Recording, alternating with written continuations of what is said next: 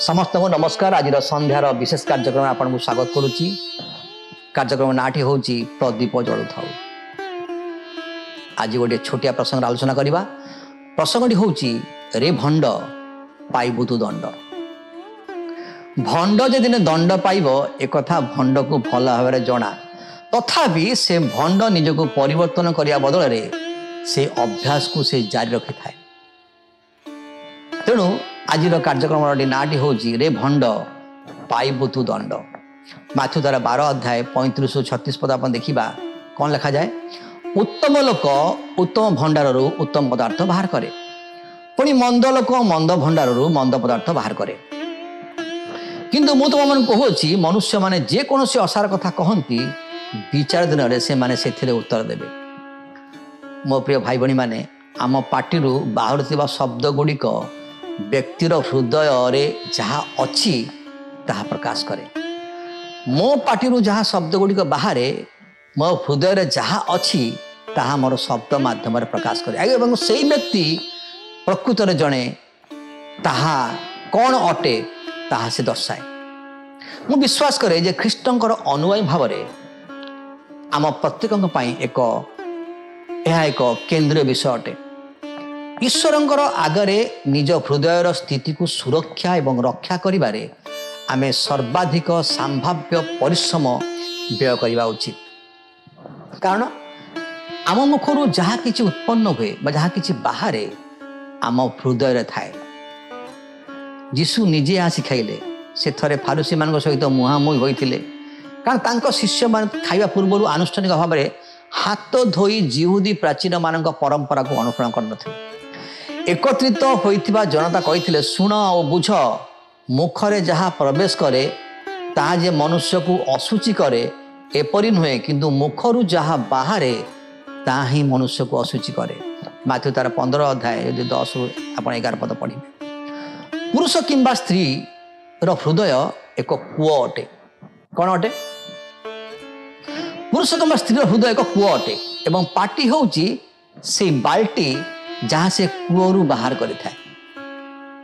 बुझी पारले? पुरुष किंबा स्त्री हृदय गोटे कूओ अटे एवं पाटी होउची से बाल्टी जहाँ से कूओरु बाहर करथाए। केवल पाटी सफा करबा यथेष्ट नुहे। पाटी रे किछि नाही, किंतु हृदय रे समस्त विषय थाए। सेति पई आमे समस्ते परिश्रम सहित हृदय को जगिबा आवश्यक।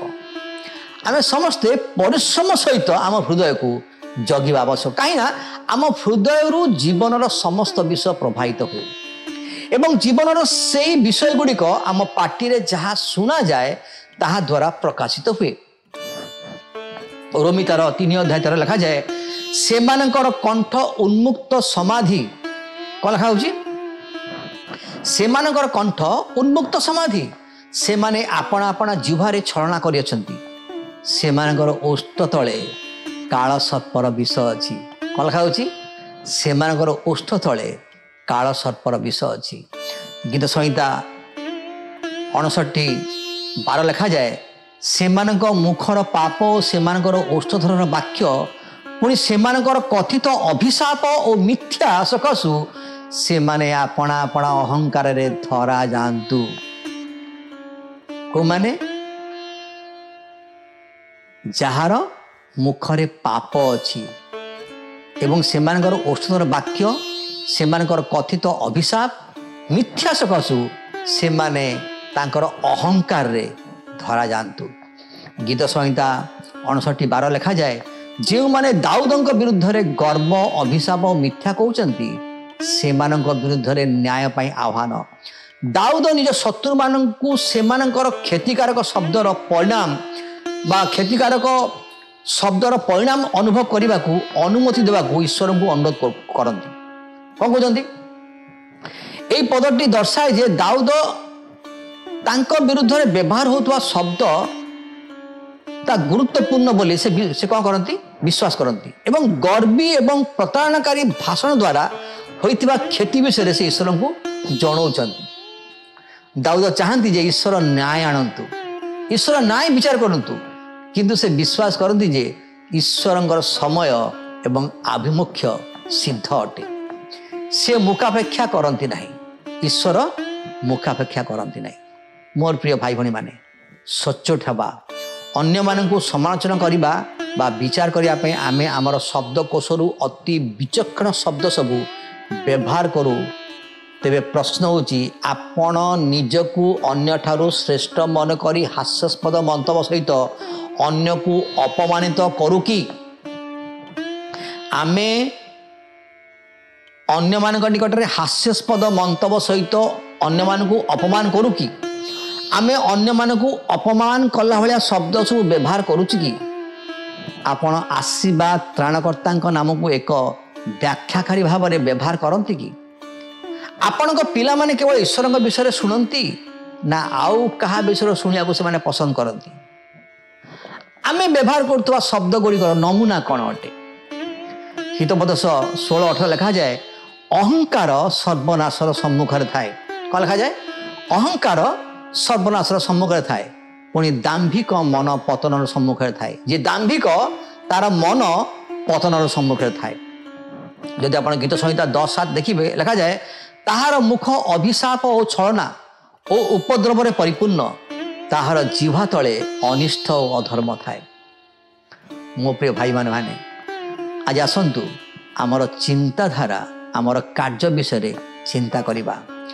आउ आमे को प्रकार व्यक्ति हवा को इच्छा करूचु मंडली रे राजनीति करी करी आमर पिला मानकु सेया शिखेबा को चाहूचु। अनेक समय रे आमे वयस्क लोक हो गलोनी किंतु मंडली भितर ए प्रकार आमे राजनीति कूटनीति आउ जो जो नीति सब अच्छी करूचु से नीति द्वारा आम पिला मानकु आमे शिखौचु जे तुम भविष्य रे तुम मध्य सेया करिवो। सेइथिमे आजिर शीर्षक होची रे भंड पाइबु तु दंड। आसंतु ईश्वरंकर साहाय्य रे आमे निजको परिवर्तन करिया को कार्य करिबा, चेष्टा करिबा, इच्छा करिबा, अनुताप करिबा, जहा द्वारा विचार दिन आम ईश्वरंक दृष्टि में उत्तम देखा जिबा। नचेत जगत कहिबो ईश्वर कहिबे रे भंड पाइबु तु दंड। आपण वास्तव रे दंड पाइबा को इच्छा करूछंती कि आपण ईश्वर से अनुग्रह रु आपण उणा पड़िया को आपण इच्छा करूछंती कि?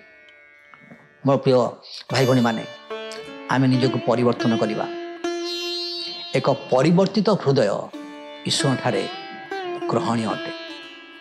जगतर समस्त कुपथ को आमे आज परित्याग करिबा, सुपथ को बाछि नबा, नले प्रभु कहिबे रे भंड पाइबु तु दिने दंड। विश्वास करूची आज वाक्य आपण को कथा कहिछि।